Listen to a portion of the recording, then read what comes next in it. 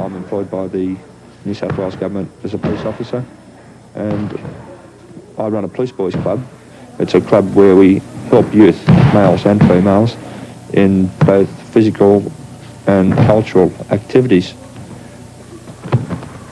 With training schedules and all this, we need each other because we come home at awkward times. Lynn and I would probably put in the best part of 2 hours of training. We then go back to a weight training gym.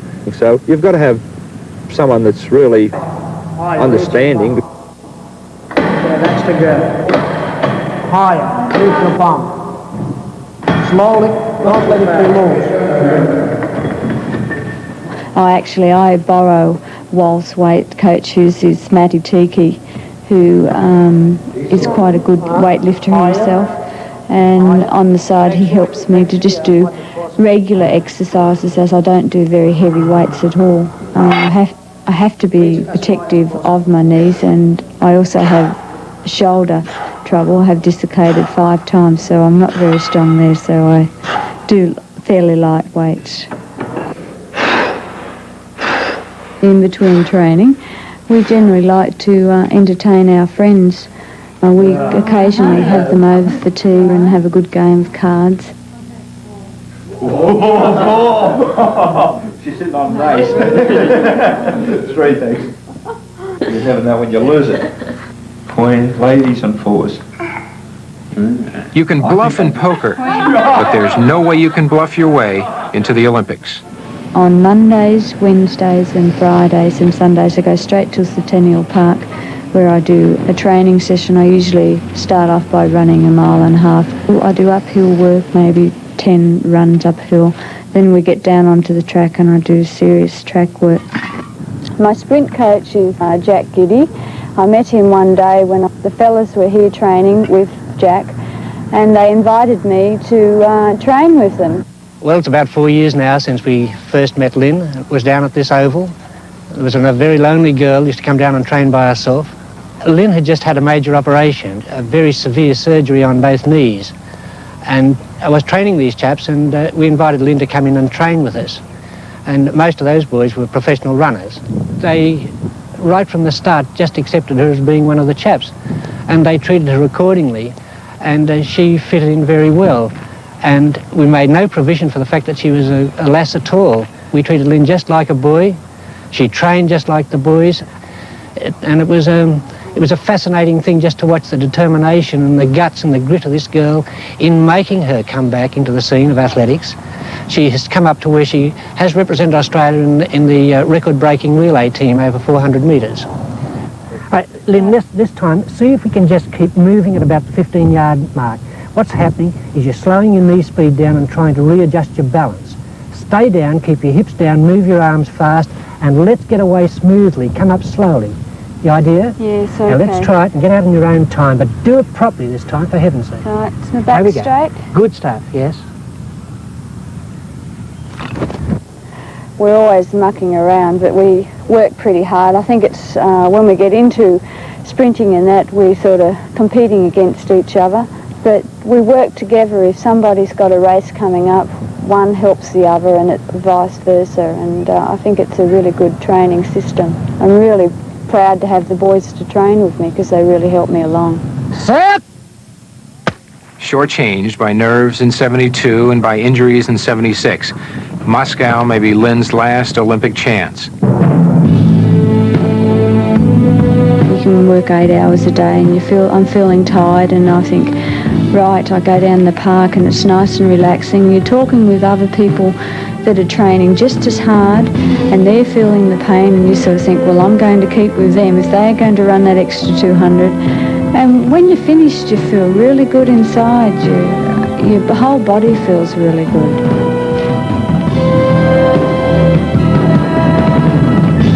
My motivation, I think, sort of comes within me. I like to compete against myself, and I enjoy sport.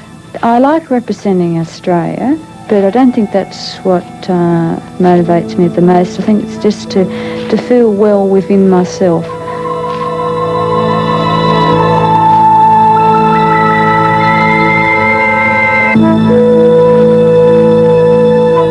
Jasenko, as appealing in human terms as she is attractive to watch perform.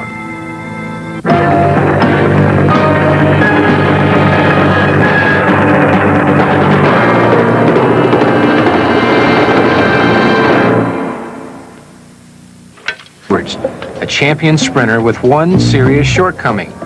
He has never been able to blast out of the starting blocks. My start has been the weakest point of my race in my whole career. I'm pretty worried about it because everybody's getting much faster and it seems like I'm getting much slower. In his anxiety, false starts.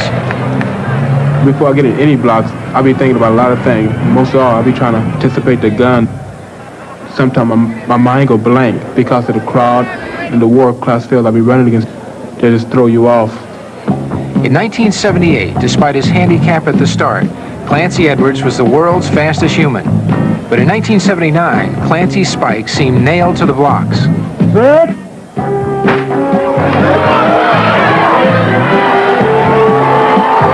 Gun-shy from a false start, Clancy could manage no better than 6th place in his 100-meter dash early in '79 against sprinters he soundly defeated only a year before.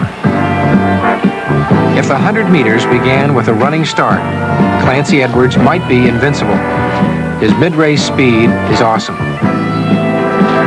So Clancy must conquer his nemesis, embodied by those hollow metal blocks. It's a problem which has plagued him since high school, when he was coached by Earl Engman. Clancy was one of the finest young men that ever ran here at Santa Ana High School. He was very, very popular with his teammates and his opponents. Watching Clancy run probably 8 or 9 times since he has graduated from Santa Ana High School in high-speed competition, I do not feel that his start has improved one bit. As he pursues the key to a consistent start over and over again, he's caught the knowing eye of Chip Armstrong. If you ever watch Clancy work out, you'd say he's not a sprinter. There's no way he could be a sprinter. Then you watch him in the start and you say, well, maybe.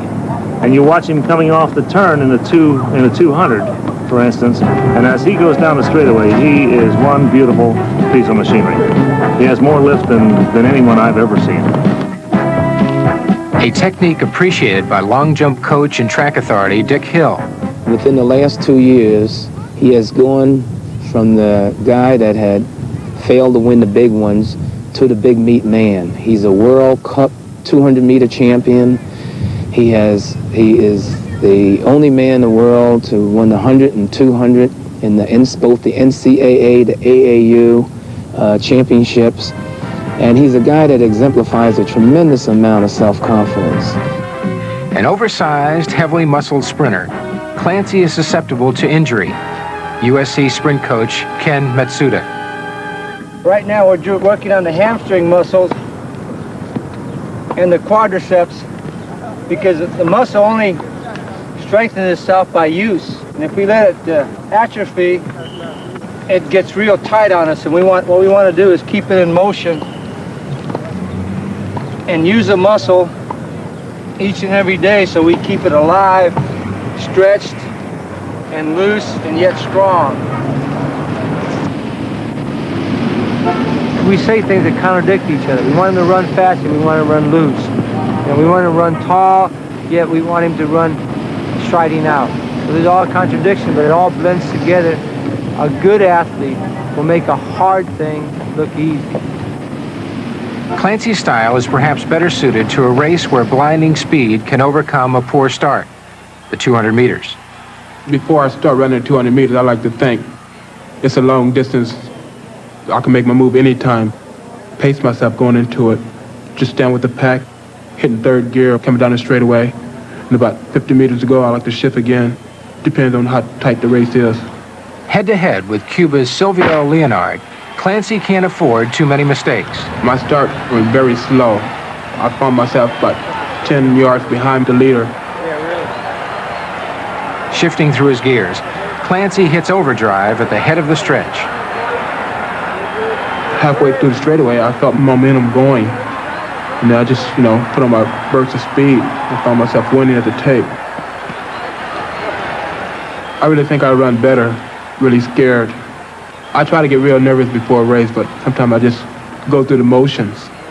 Doing big meets or, run against world-class competition. I like to psych myself up. Stay tuned for more after this. We've lost our lease at Dyer's Furniture. We have to vacate our present building at 2101 Duluth in Arlington. Everything goes at salvage prices. Listen to this, a Thomasville dining room suit for only $688. Bedroom suits starting as low as $399. Recliners as low as $89. Kimball queen-size headboard for only $35. Don't miss the emergency furniture liquidation. Very funny. You know, we kid him, and he takes it real well and so forth, but his self-confidence has come up tremendously. Set. Clancy, that was real good. And we got that arm from going off to the side. Now what we got to concentrate is bringing the arm up a little quicker. Okay. Don't let it. It's coming down, but it's coming down to here. What you need to do, it's got to come up to lift your knees. I'm not driving enough. You're not driving enough, right. Clancy's inability to get out of the blocks caught the eye of student health counselor Garrett Murray. Murray suggested a visit to a man named Nick Luter. The day I approached Clancy Edwards about coming down to the center, I told him that I watched him in the Pepsi meet, and it seemed as though that same problem was popping up. He got a very poor start. Clancy, I understand that you're having some trouble with your starts. I told him that I felt if he were to get his start together, and then he blurted out, no one would be able to catch me. And I said, exactly. Because in practice, I usually have a good start, but once I get to a meet, I just break down. What do you know about hypnosis? Well, I heard a lot about it, but I didn't really get involved in it myself. Okay, let me talk to you a little bit about hypnosis. First of all, hypnosis is a naturally occurring phenomenon. It's something that takes place. If you would ask 10 different experts exactly what it is, they couldn't tell you. They'd all tell you something a little different. But we do know some things about hypnosis. We have access to the subconscious mind. You can see the ocean.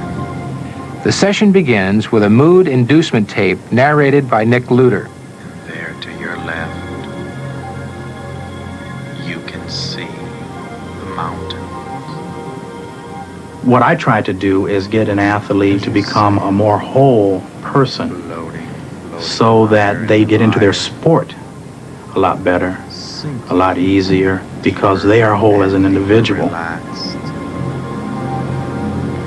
Deeper and deeper relaxed. Deeper, deeper, deeper, deeper, deeper. We're going to teach him self-hypnosis so that he can put himself into a deep state of concentration at will. Without a care, without a worry, without a problem in the world. I want you to continue to relax. You float in the clouds. Who are the most important people in your life, Clancy? My parents. Clancy, what is it, as you sit there with those eyes on you, that you want people to know about you at this time? Well, I think I'm just Clancy Edwards. It's a normal guy to many people.